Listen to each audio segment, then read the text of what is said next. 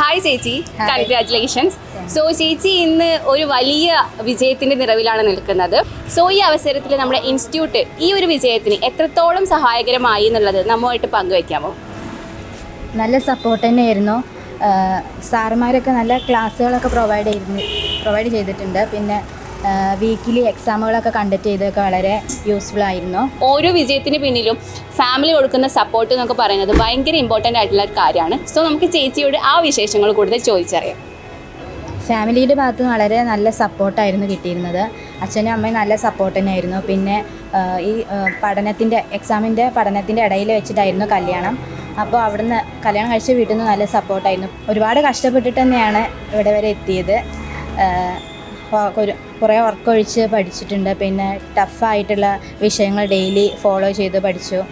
പിന്നെ എയ്സിൽ നിന്ന് കിട്ടിയ മെറ്റീരിയൽസൊക്കെ പഠിച്ചു.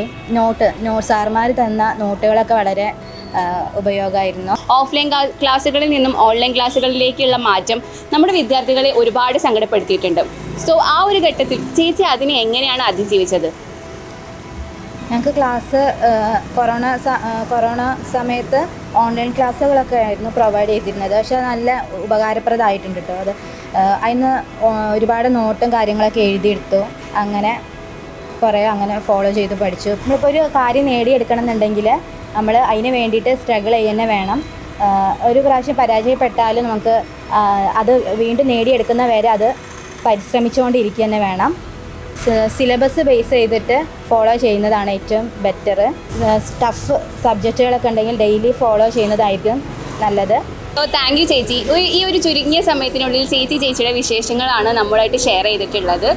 സോ ഇങ്ങനെ ഒരു ടോപ്പറെ നമുക്ക് സമ്മാനിച്ച നമ്മുടെ ഇൻസ്റ്റിറ്റ്യൂട്ടിന് ഞാൻ ഈ അവസരത്തിൽ നന്ദി പറയാണ്. സോ താങ്ക് യു ചേച്ചി. പോരെ.